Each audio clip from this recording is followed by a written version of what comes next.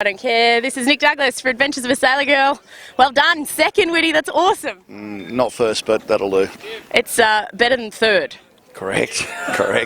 And fourth and fifth. Exactly. And DNF. And DNF. And my God, you guys did brilliantly to finish. Yeah, boys did a really good job, especially with the broken dagger board. So, bit of ingenuity. Yeah, that's awesome to see. Talk me through what happened, hey? We just dropped off a big wave and it just sheared off at the waterline. So then all of a sudden the boat goes sideways. It's disappointing because we were 7.8 miles behind Comanche and that went to 20 and went to 30. And so we got on the other board when we could, but we had to wait till the weather died a bit because we had to weighs 250 kilos, so we had to winch it out, put it on the deck, drill, redo it, and then turn it upside down, put it on the other side every time we tacked. So we're doing it coming up the Derwent, which was pretty interesting. Heave ho, boys. Yeah, exactly. No, boys did a good job. They've earned their beers. Absolutely, yeah. No, awesome to hear. Now, I heard that you basically laid over as well when the front hit. Yeah, we had a bit of an auto tack with all the water ballast on the wrong side and keel on the wrong side and people on the wrong side. So. Amateurs. Yeah, absolutely. Yeah. But it's really great to see. You should have heard the crowd. They were pretty excited to cheer in an Aussie team. Yeah, well, Americans 1 and 3 and Aussies 2, so at least we got in there for the Aussies. Yeah, you did indeed. And we said you wanted to see some blue here, and there's lots of blue. Yeah, there's lots of blue, and the 52 still going too, so that'll be in soon. So that's their first race, so that's great. Actually, they were leading on IRC last time I checked. Oh, perfect.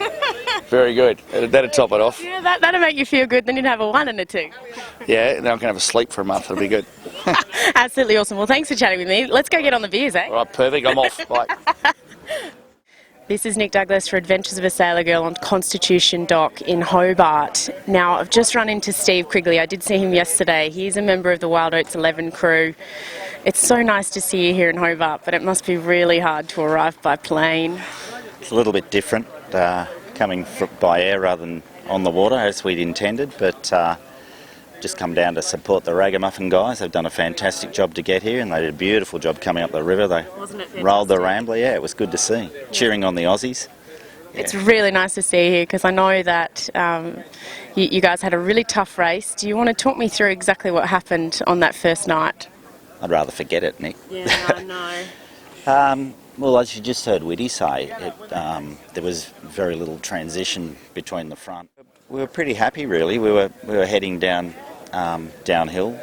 Comanche was in front of us, but we felt like we were getting a bit of depth on them, and we were looking forward to the westerly shift so that we could jibe inside them. And then it really just all hell broke loose. You know, we were under a rain cloud, and it was dark and wet, and we went from 20-25 knots from the north to 35 to 40 probably in the gusts from the south in an instant. You know, it was a matter of a minute or two.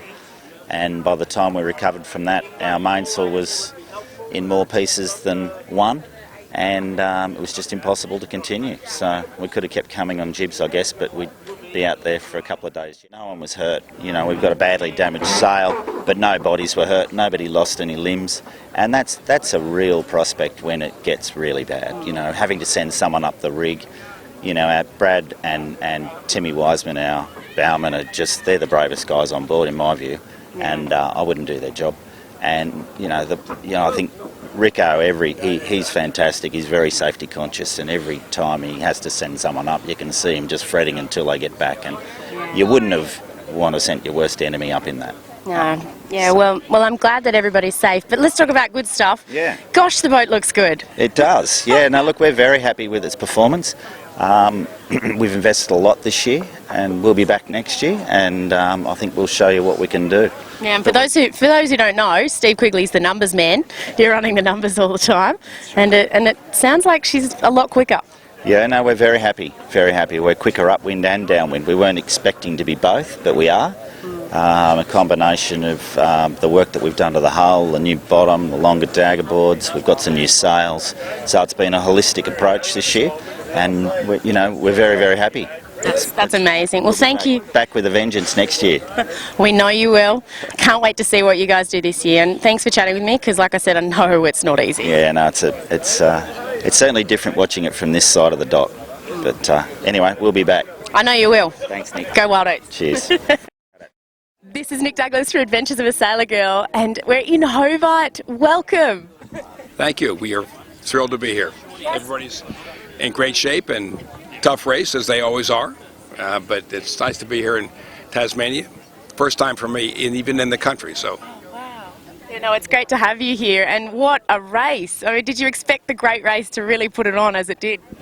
Well, everybody knows about the southerly buster, and that's talked about around the world, so you expect to have that, and we did have that, and we had a proper full-on southerly buster. And that was a half a day of 30 knots on the nose, and what I think I did not expect was 24 hours or a full day with no knots. Yeah. That was the tough part of this race. Actually, I've raced for 35 years all over the world in lots of long distance races, and I have actually no, that's not true. I think I've never had a race where there was longer period of essentially no air than this one. Oh my gosh, that's amazing. Yeah, I mean, frankly, after 80% of the race, we thought we had it won. Yeah. We were 500 miles into it and 100 miles to go, and we were looking pretty good at handicap, and then this high spread out from the coast of Tasmania, and it swallowed up first Maserati, and then it swallowed up Ragamuffin, and it got us too, and we almost got out of it. And if we'd been 10 miles further ahead, we would have got out of it, and we would have been on Comanche's tail as we were throughout the race. And that just happens in boat racing sometimes. The giant sucking hole picks off a victim. So we were the victim this time. And we spoke about it just before Boxing Day, that basically the only weather you didn't want was no breeze. Exactly, right. No, but also these boats especially, and I would say Comanche and us in particular, are very powerful boats. They're very good at reaching in tough weather conditions, and they're not so good when it's, still air, because you have a lot of exposed surface at the back end of the boat, as you can readily see, and it's just suction, drag. Anyway, it happens. And that's what boat racing is all about, because you have sometimes there breaks and sometimes you don't. And sometimes it's your conditions, sometimes it isn't, and sometimes you have breakage as well. Yeah, and thank goodness, did not have any material breakage. Nobody got hurt, and we did a little damage to a couple of sails, but nothing that stopped us from racing. And you can take a look. Yeah, actually, over there you saw that. Yeah. Exactly, that little nick, and that's because we accidentally hit a fish, which is unfortunate. And then the dagger board, it cocks back in its case, and that's where you get that triangular damage. And of course, then the issue is, can you get it back up? Because it does jam in its case when that happens. And we were worried about that for a few minutes, but with luck, it came up and got repaired, and we went sailing. And you managed it like true champions, and you were in it for such a long time. I mean, even in it for second, I mean, it was just brilliant. Everyone at home was glued to their screens, shall we say. But that's sailboat racing. You can be in the hunt right till the very last 10 feet, and then you can get nipped at the end, and that's the way it is. And so I've had many times in that situation where we've been on the top side of it, not the bottom side. This time it came out a little short, but that's okay. At least you know you did everything you could, and that's yacht racing. Oh, we did. We did everything we could. Believe me, to get the boat here and the crew here and the team here and to get organized is not a small task. Yeah, not at all. And like I said in Sydney, we're so thankful that you did make the effort, because yourself and Comanche, the Newport Rhode Islanders, represent, you made the race. Yes. Well, we had a great time, especially in the Harbour Challenge race. I was recommending to your Commodore that you have a couple more days of that. Yeah. That racing is so good and just fun and exciting. And why not if you have one good race in one day, why not have two good races in one day, and then have two good races in 3 days? Yeah. 6 in total. And it's such a good way to share the sport with the masses as well. It's such a great spectacle. And it's a charity event too. Yeah, and I love Solus, and everyone that follows Adventures of a Sailor Girl knows I support that pretty heavily. If one's good, why isn't 6 better? I like your thinking. Fine. Okay.